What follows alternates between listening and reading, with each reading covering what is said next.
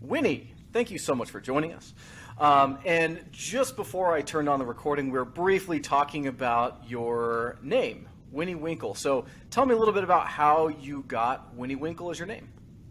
Well, my grandmother was a Winifred, and when she and my granddad were courting, there was a popular comic strip called Winnie Winkle about a woman who scandalously in the 1910s and 20s worked outside of her home in an office and dealt with a lot of different kinds of behaviors we don't tolerate anymore, but it was comedic back then. And my grandfather always called her Winnie Winkle because she was a bit of a go-getter of her own.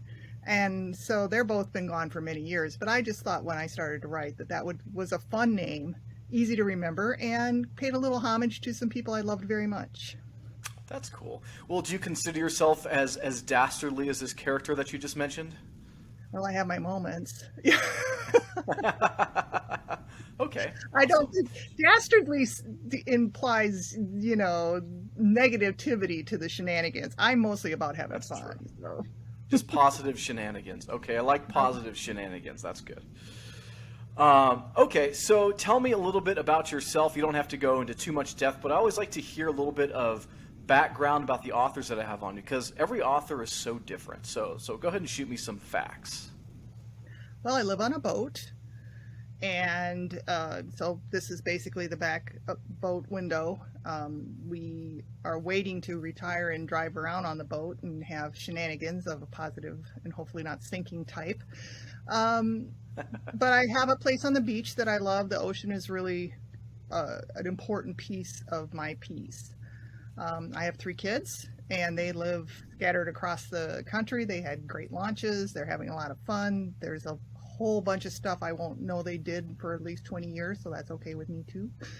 And I had like a real workman's lunchbox of jobs before I became an author. So it's interesting to me how many little intersections I run into, whether it was, working for a chemical company or working for the government or working in political campaigns or keeping books for a painting company. There's just a lot of little weird things that give your stories authenticity because you actually can speak truthfully Hmm. there in your past. Yeah, absolutely. So you mentioned the beach. The beach is also my happy place. I originated in Santa Barbara, California. Where are you abouts?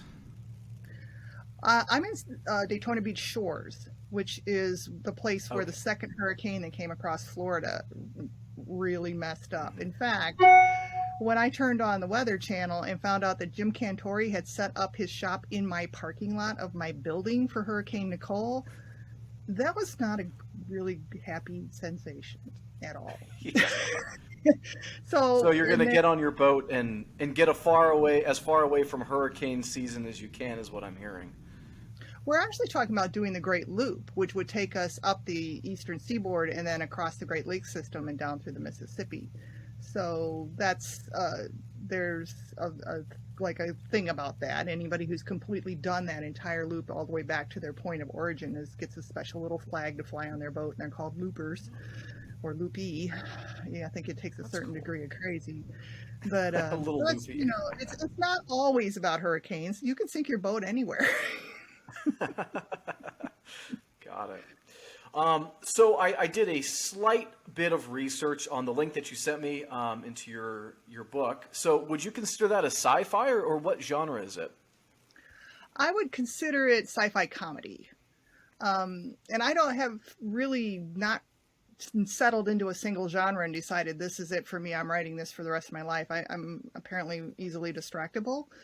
Um, but I really like comedy. So whether I'm writing urban fantasy comedy or science fiction comedy or even romantic comedy, that's going to be where, if it's not snarky, it's not moving for me in Hmm. terms of characters.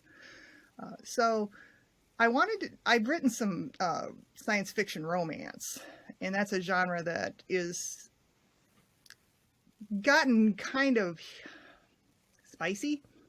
There's an awful lot of sex in and it's fine. I can write that, but that's not all I want to write. And to keep comedic timing, sometimes you have to cut things, and cutting a sex scene is easier than cutting comedic timing. So Yeah. when I decided to write this current series, I thought, well, you need relationships to make the story move, and so I decided I'd do a friend's road trip and have it turn into a first contact story and throw in a bunch of booze and see where it went. And it was pretty funny. As real life is when the aliens and the booze show up, of course. Yeah, absolutely. Interesting. Okay, so I can't say I've ever read a sci-fi comedy before. Do you have any other works that you can point to that are like, this is kind of what I model after, or are you just breaking into a whole new genre? Oh, I think there's a lot of comedy in sci-fi. I don't know that people necessarily say well, okay, pretty much any, like Paul, the movie with Simon Pegg, That's true. Yeah. that's science fiction comedy. Or you take even something wacky like Priscilla, Queen of the Desert. There's a lot of comedic elements that make that story work. And so it's more like that. It's about the pacing and the way that your reader is feeling as they're reading it. You want it to go along so quickly that when you hit that punchline, they're going to giggle, even if it's, internally, because we don't laugh on the subway. I still want that laugh. And so to me, that it's more about trying to find that spot where the people are in the romp and everybody's going, and all of a sudden it just makes that hook and you're all busted guts, because that's fun. Yeah, and now that I'm thinking about it, I guess Hitchhiker's Guide to the Galaxy could also be considered like a comedy sci-fi. One thing I will say, and I haven't read it, and I'm sorry, what was that? The ultimate road trip, Hitchhiker's Guide to the Galaxy. Yeah. And I haven't read it in so long, so I remember very small bits and pieces of it. But I do remember that I would say that there's a lot of deeper themes in it than just, oh, hey, this is comedy and it happens to be taking place in space. Would you say that your works have some deeper themes interwoven in it, or are you just looking for that laugh punch? No, there's always going to be something deeper. I like people to laugh and think. In Bongo and Delilah Break Daytona, basically the whole reason the aliens making first contact is they're screwing up their planet's ecosystems in a major way. They're quite heightened in terms of their intellectual capabilities and their technological advancements. But to get that, they sacrificed a lot of things. I wouldn't say just common sense, but they would come to a decision and make a shortcut because they thought it would advance them and their superiority, and it ended up mucking up their planet. So that type of sustainability is definitely a thread that's running all the way through that book. And also acceptance, because when they decide they've got to hide this guy and he's green, they take him in and pitch him in to entertain in a drag review where he can wear a ton of makeup and costumes and he doesn't look like an alien. And so I don't want to do that in a cheap way and make fun of a group of people. What I wanted to do was shine a light on it and say they're people, and they helped him, and in the end he helps them too. And I get to kind of highlight some of what that culture is under a layer, and that was really meaningful to me to bring it out in a good way. Yeah, that's awesome. So getting a little bit into the world building side of things, does any of the book take place off-world, or is it just this one or a couple alien visitors that come and are living in our world? The first book, they're all here. The second book, there's a lot of allusions to other worlds beyond this one, beyond the visitor's world. And then in the third book, there's actually going to be another visit and possibly an excursion out. I have to kind of see how that's going to unfold, because they're on this road trip. So they're constantly bringing in different problems and different people and then working through and then getting on to the next leg. Okay. Got it. Yeah, I do love comedy, and I also love sci-fi. My flagship novel is a sci-fi. But I wouldn't say it's funny at all. Maybe I need a little bit of humor in there to keep people on their toes. We'll see if I decide to copy you on that bit. There's plenty of room in the pool. You should go for it. Awesome. So have you been always drawn to sci-fi in general, or what made you choose the sci-fi part of it? Was it just like a random idea that you had, or what other kinds of things have you written as well? Give me an outline of all of your loves of genres. Well, I have a pretty large, funny urban fantasy series. It's 5 books in. They're twice the length of the Bongo and Delilah books, each one. And I'm working on 6 and 7 to finish that series out. It's got a lot of the same elements in terms of a lot of funny moments and interactions, but at the same time, I'm piercing some bubbles and threading in some serious social issues for people to think about. That is based on a pier bar, and I actually modeled it after the Sunglow Pier Bar in South Daytona Shores that got half of it ripped away in the last hurricane, which may show up in the book. I haven't decided yet. But I wanted an idea of what it would be like if there were like entry points. And in this case, right where this pier bar is an entry point between a magical and ordinary world. And the woman that knows about this entry point has this job. She's the keeper. Her purpose is to chronicle the line and what happens when the worlds intersect and interact. At least that's what she thinks. And that's book 1, is she's realizing that what she was told this job was and what her job really is are just completely not the same thing, because there's this underlayer of corruption and almost a racism against humans who are considered to be lesser and then magical people who can do more and have a different kind of value system. So that sounds very heavy, except the book is a stitch. So to lift it up, I've got all this good stuff running underneath your skin, but you're laughing up on top. So it just makes it so it's worth reading. And I get great reviews. I think Boogie Beach is the first book, has 83 already. So it's, chugging along at 4.4 stars, and the others are right on its heels. That's awesome. So it's, I like to write that. So whatever the genre is, I'll respect the genre in terms of what a reader is expecting when they say, I want to read an urban fantasy. Well, you're getting an urban fantasy, but it's on a beach, so it's a little bit different grit, but, it's still gritty. But it's going to be funny, because I think we want to be entertained. And whether we're reading something that's heavy, we still need those moments of levity, or we're never going to learn it. We're going to fall asleep. Yeah. Well, like you said earlier, write what you know. And if you know the beach and love the beach and spend a lot of time in beach bars and see all the characters going in and out, I'm sure you've got quite a few stories to tell about that. Yeah. In regards to your humor style, though, what would you say your humor style is? Is it like sarcastic? Is it like coming at you out of the blue? Like, give me a little bit of insight into that. I like to write on 2 levels for the reader. So my main character, they're going to be privy not only to what she's saying in her dialogue lines and interacting with other characters, but they're inside her head. I use the italicized thought to show her reactions, so that they're in real time getting it. When she's getting snowed and she knows she's getting snowed, there's going to be that little snarky aha thing coming in italics for the reader. So they're very much invested in her perception of what's happening and whether or not she's being tricked or whether or not she's actually getting in front of the problem.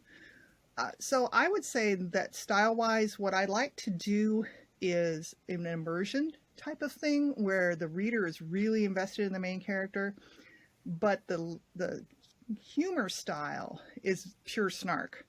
I mean, these are the snappy gotcha lines, and if she's thinking something's bullshit in her mind, she's going to say it in a pithy way to herself. I mean, I like that kind of, I want it light and I want it fast and aware. So I use those kind of tools, and I would say very snarky, sarcastic is quite a bit my wheelhouse. Awesome. Well, that's my language too, so I appreciate that. So let's switch gears a little bit now. Let's talk about your publishing journey. So are you traditionally published or are you self-published? I'm self-published. And I did that because I'm impatient. I'm sorry, please repeat that. I said I did that because I'm impatient. And I did not want to wait 3 years to get my first book out to see if it was a hit or a miss.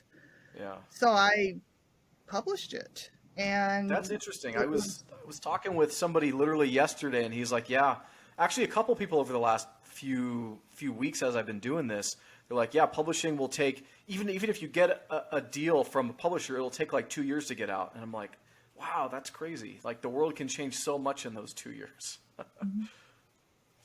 And I also think So publishing in general is, I mean, when like back in the 80s, and I'm dating myself here, but I watched the music industry blow itself up because it stopped being responsive to what people wanted. You know, as soon as people started copying records onto cassettes, well, then they had to come out with something that couldn't be copied, and they kept trying to make you rebuy what you already owned. So if you were a big Police fan, for example, and you had a Sting album and you bought the vinyl and then you bought it on a cassette and then you had to go out and buy it on a CD, at this point, streaming was just waiting to happen because people were done. And I really see a lot of small mirrors in publishing in that they need to be a little more responsive to the veracity of readers. Readers are now, especially post-COVID, used to binging whatever they fall in love with. So whether it's Dexter or it's, my series, they really want to sit down and read one and then read the next one and then read the next one. And in traditional publishing, they're not feeding that signal. And I think it's going to either, they will figure out a way to adjust their model to make it happen, or they won't, because at this point I think traditional publishing is getting so much better. I mean, I pay for professional editing, I pay for a professional cover on every single one of my books, and I'm hardly the only one. There's plenty of people out there that want to publish their memoir and do their own cover and have Aunt Sally read it for comma splices, and that's okay because they can self-publish too. But people who are doing this because they want to be writers and want to be an author who is proud of their body of work, our numbers are increasing, and we are what is nipping at the heels of traditional publishing because our product is good now. yeah, you bring up a couple good points.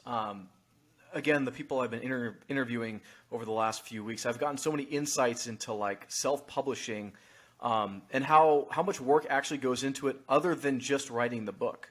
Because then you have to do all your marketing, and like you said, you have to manage this whole process of someone to do your editing and someone to do your cover, like you said. And so there's so much more to it than just being an author. And it certainly does take a certain personality to want to not only be an artist that wants to share your work, but also have the tenacity to wade through this whole landscape of business as well. Yeah. So that's really cool that I'm getting that from you. But you What need to remember, are your writing habits like? Do you write? Oh, go ahead. You have something else to interject? I just wanted to book in what you said in that 3 years of learning all that stuff, or you could spend 3 years not knowing anything about this industry, waiting for your publisher. I don't ever feel like I made a bad choice there. Mm-hmm. Yeah, got it. What would you say, and I've never actually asked anybody else this yet, so I'm coming out of left field for you specifically. What would you say about the validation that maybe comes along with a publisher saying, hey, we want to publish your work, versus you throwing it out there, and maybe you have good sales and stuff, but maybe you've never had that quote unquote validation from one of the big five or something like that? What do you have to say about that? I think it very much depends on what you like to write. The big five are going to be much more responsive if you're writing thrillers or crime, mystery, maybe some good suspense is hard to write. So those kind of contracts, they're going to pay better, and they're going to be able to put you into bookstores, into popular aisles, and probably do a good job with managing your name and your brand. So I'm not saying that traditional publishing doesn't have a piece, but I'm not sure in a world with readers who are consuming the same way as they watch films and television want to be constrained only by those niches in a bookstore that can be marketed to. So the market itself is exploding, and you've got genre blending and people saying, oh, well, why couldn't there be a witch in space? And, oh, let me write that. You know what I mean? So it's moving a lot more nimbly than a big publishing house can or maybe should. So again, this is not I'm not anti-publishing, but I do feel like there's an impact on their industry, and indies are doing that. So that this is a pot in flux. Yeah. But that's my thought on that. Okay. Well, I mean, you bring up a good point also about like genre blending, for example. And maybe traditional publishers just want to stick with what they know is working. They're like you said, thrillers and murder mysteries and all that stuff. And I myself, like I'm steeped heavily in sci-fi and getting into fantasy and stuff like that. And that's what I love to read and write. And there are big names out there, of course, for sci-fi and fantasy. But if you want to come into those genres as a new author, you're going to have some big heads to butt with, so to speak. And it might be easier to find an audience for your own specific niche work, you know, on your own platform with your own voice, as opposed to trying to have someone else do it for you. And my books, for example, they're not for everyone, for sure. They maybe they're not as fast paced as some people would like, and maybe the language doesn't flow as well as some people would like, but it's my own art form, so to speak. And so that's, right. I guess you got to be willing to put your foot down as an artist and say, am I willing to give up on my part of my dream just to be published with a publisher, or can I stay true to my own work and my own heart and get what I want out there? I feel like as a fellow creative, we don't work in a static medium, whether it's writing, whether it's art, whether it's music. The concept that you know, you're going for that pinpoint of light ahead of you. To be a true creative, you got to be pretty comfortable that you are never, ever going to catch it, because as soon as you master something or do something beautiful or write something powerful, that light's skipping ahead, because you're growing in your craft. You're growing and developing as an artist. So I think that's another reason why people like independent publishing and why people are using some of the options to publish that way, is because they can actually express themselves wholly as creatives in a much more nimble format. It is hard to do what we do. To self-publish is hard. You know, especially if you've got a creative mind and everything is running through it is all like unicorns and space dragons, and then you got to sit down and figure out Facebook advertising. But you need it. So I think the biggest tool for indie authors is networking. You need to find your tribe. You need to find a group of at least 5 or 6 authors that write. They don't have to write in your genre, but they need to write at your competency level. They need to write as well as you do, and you all need to get along, because that will immediately expand your reach. Because if they're attracting readers who like quality writing, then those readers are not genre specific. They will branch out. If I tell somebody this is a well-written book, you should read it, people on my newsletter list will click on that link and take a look and decide if they want to buy it or not. So you have to understand that if you make a second layer outside of your individual onion, you start to harness the power of social media platforms and your newsletter and your advertising strategies and all of these things that, if you're trying to do everything all by yourself in your little recliner in the bottom of your boat, it's overwhelming. You've got to have a network. You need to invite some people to your party and be picky. Pick people that you know write like you do. Write stuff that makes you close that book and say, damn, if that's your tribe, then your readers are going to like them and their readers are going to like you. And then you start to build out from that. So that's really the life preserver, little boat reference, to making it work, because you're not a big publisher. You don't have limitless resources, but you can build a resource network. That's really awesome. I never really thought of it the way you just put it before, like building your group of people who write like you do, and then you can all share your readers, so to speak. That's really fascinating to me. And I can tell you're speaking from experience because you said, sit in the recliner at the bottom of your boat. It can be a daunting task. Yeah. So you mentioned a couple other things such as like Facebook advertising. What other pieces of wisdom can you give to aspiring self-publishers that'll kind of get them on the right track? One of the other ladies I'd spoken with, she said, or she recommended like a publishing consultant almost. So they're not a publisher, but they'll kind of set out some steps for you. Do you agree with that, or are there any resources, or give me some of your wisdom? Well, I do have a coach, and she coaches only indie publishing authors. Her name is Narelle Todd, and her website, as I believe, is called Get Your Book Out There, all spelled out.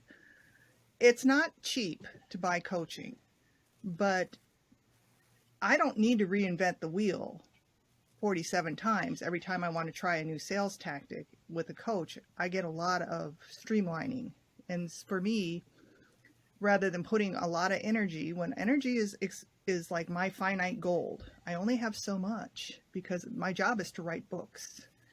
And so if I'm doing 3 hours out of 8 in a day on marketing, I need those 3 hours to pay. I really just don't want to keep running into the wall and wondering why I've landed on my ass again. So coaching is important. And if you can, spend a couple $1,000s on your business, get yourself a really good coach. And there's a lot of people out there that will tell you, I can give you a bestseller. I can give you this. Don't go for pie in the sky. Go for the person who's going to teach you how to navigate all these platforms and how to write an effective ad and whatnot. Facebook will give you, for example, 150 different ways to do an ad on Facebook. Do you really want to try that? 150 pitching mud at the wall on your dime to find what sells books for you? Coaching can help you with stuff like that. The other thing I think is really, really important for starting out authors is your newsletter belongs to you. Your Facebook following belongs to Facebook. Your Instagram people belong to Facebook because now Instagram belongs to Facebook. It reminds me of that line from the movie where all your food is Taco Bell or whatever it was a long time ago. But the idea that you'll own your newsletter is because that's you. You publish it. You cultivate those people. And there's lots of great places like BookFunnel and BookSweeps that can do newsletter builders for you, where you give away a book and people sign up and get your first in series for free, and in exchange for signing up for your newsletter list. Don't go cheap on your newsletter. Get somebody like MailerLite that runs a pretty decent list building experience. They're a little expensive, but until you get about 10,000 people, that is the way to go, because by then you'll know what you're doing. And build a really good website. Go to a place like WordPress. It's got good support if you don't know what you're doing. I mean, I'm not as young as you, and I was able to put up a pretty decent website with WordPress with lots of features that I wanted, like a scrolling marquee, opening cover, and lots of places I can always hide a page. Like right now on my newsletter, I'm building freebies for them, and that's like posters of my vision of what a character in my book looks like and stuff like that. So they're going through my website, which is giving me more clicks and business to my website, and getting their downloads. And because they're on my list, they are the only ones that see that art that I make, because I like to do that kind of stuff. So you build that list, you nurture that list, you give back to that list because they're your core people. You're going to make your ARC team out of that list, I guarantee. And it becomes kind of like your little place where I write twice a month into my newsletter. That's my little refuge. Those are my peeps, and my list is about 5,000 people now. But before I got coaching, I was really strong at about 400, and I knew personally about 250 of those people. So It wasn't like I was really cultivating readers. And now I have a list of people who read me. And they're mine. Facebook could fold up tomorrow, like Twitter's going to fold up in a year, and I'm not losing anything. I'm not losing any of my people. My people that I've cultivated, who read my stuff and who enjoy writing the type of writing I do, they're on my list and they're mine. That's a core piece of business for any author, is cultivate that newsletter, build it, put some energy into it, especially those like first 3 years. You need those people. That's awesome. Thank you for that insight. I've read some business books before, and they definitely stressed on the importance of a mailing list, but I never really made the connection between, being an author and having your mailing list like that. But you're right. I mean, it's a business, basically. You're the sole proprietor of a business, and you've hired a consultant to help you, and they brought you a good idea. And one of your marketing ways, the ways you're marketing, is through your newsletter. So it really does make sense. I've just never really thought of it like that. So thank you. So let's go back to a question I tried to get in there before you led us down this path with this wealth of knowledge. What are your writing habits like? And I know you said something just a second ago. You're like, if I can write for 5 hours a day and then have to market for 3 hours a day, like I want to make sure that that's a valuable 3 hours of marketing. But is that the average day for you? Do you spend 5 hours writing and 3 hours on business, or what does that look like for you? It's more fluid, but that's when I do my annual plans. I had to I'm very much like, ooh, shiny and gone. So I have to be really careful that I have some structure to my day. I like to write in the morning. So I usually have a couple cups of coffee, and then I'll crack my laptop and I'll try to write. And it may not be 5 hours, but I'm always try to write 1,500 words. That's about a chapter for me, no matter what genre I'm writing in. I usually can do a good scene, a break, pick up a thread from a previous scene and move that forward, and leave them wanting to go to the next chapter in 1,500 words. So that's the structure, especially because I'm kind of working all those little important human threads through that.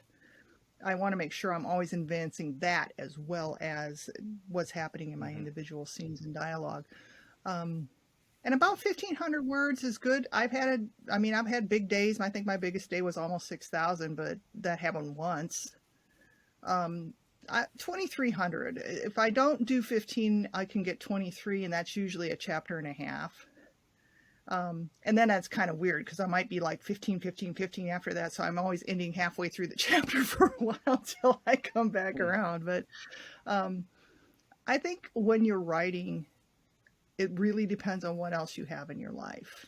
I mean, I have a woman in my inner circle of writers who I depend on, who goes out on her lunch hour, and she lives in fricking Minnesota and writes in her car. That's dedication. And she's starting out. She's only got a couple books. So I think that, and she's got kids and they're in hockey, and so they're pillar to post every weekend. They do what they can to write. So don't look at my 1,500 as your goal. My 1,500 is my goal. If you can only write 500 words a day or 300 words a day, write them. Because at the end of the week, you've got 2,100 words or 3,500 words, but you got words. And I think another my goal is thing that 500. I have a full life because I got a full-time job and a kid and a wife who wants attention sometimes too, And so I try and get up early and write, and it's usually about an hour or so, maybe more, maybe less, but try and bust out 500 words. And you're right, it doesn't seem like a lot every day, but then you look back. I remember when I finished 50,000 words on my first book. It wasn't the end of the book, but I got to 50,000 words, and I was like, wow, I've actually done something. This is so validating for myself to actually look back at this project that I've done and have gotten somewhere on it, when every day it's an inch and I can look back and it's been a mile kind of thing. It's very true, and you should celebrate. Writing is a very insular experience. You're by yourself a lot in your head, trying to get this story out. And so when you do things like that, celebrate them. You get to the end of the week and you made more than 2,000 words, you should be throwing a freaking party.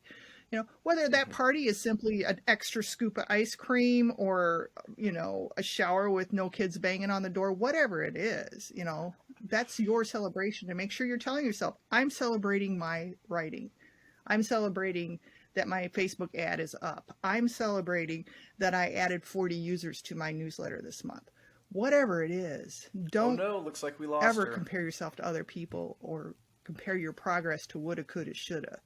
I don't remember exactly where we left off, but here we are again. I think you were, let's see here, what were we talking about? I got short-term memory just loss. asking another question. Yeah, just asking another question. It's from the sleep deprivation from my daughter. She's 10 months, so she's a little handful. Just wait till she walks, Dad. She's getting there. She takes more steps than I would expect a 10-month-old to take, excuse me. Okay, well, nonetheless, we're back. So I just actually had one more question for you, and we kind of touched on it a little bit when we were talking about, what themes your book has other than humor. But what impact do you want your book to have on the world? What messages, if someone took away only one message and you could change the world in this one way, what would it be? Well, I have a mantra that I post on top of my yearly goals, on top of each of my quarterly goals, and it's the same thing. I write strong female characters. They're not they're just competent people. They get handed big problems and they don't always have resources beyond their own abilities, For example, in the record series, Cleopatra O'Keeffe has a great library, which she consults. She's got a symbiont book, and she's got a lot of dumb luck. But what she's comfortable in is making decisions. She's comfortable in being that person. And so I really write women that follow that vein. They're just okay with being wrong, and they're really okay with being right. So my mantra is basically I write a world where exceptional women are normal. And I do that because that's where women are free. And so I let that power me in all of my characterizations because I don't want to write emasculated men. I want to write genuine, interesting human interaction without that kind of antique power struggle. I want to write real people dealing with interesting shit and doing it in a way that doesn't belittle one side or the other to get a solution. And I think my readers like it based on the reactions that I get. They're pretty happy with it. People are interesting, and people are very much, we're animals. They're going to be a little grungy, and they're going to be a little horny, and they're going to do whatever they do. And that's all fine because that's real. And when you write people's reality, when you get down into the gut and just say, sometimes you can put on the fancy shoes, but sometimes you're going to step in the mud. And all of that's fine. And it actually can be funny in the story, and just write it. Just write the reality, but write it with a smile. Write it with kind of a, that was, you did that, kind of stuff. That's entertaining to me because we can all relate. And I write strong females, and I know that probably 70% of my audience is female, but I don't ever get emails from men saying, because they don't feel like they're caricatured, I hope. They feel represented. They feel like, I'm a lusty fucker, and yeah, she got that part right, So it works because that's where we are. That's who we are. We're not that special, We're just we get a few brief years in this gorgeous rock, and then we're going to zip our little energy streams off and be something else. So why not have fun with it? Awesome. Well, thank you for that and a little insight into you and your work. I really enjoyed having you on, and we'll chat again someday.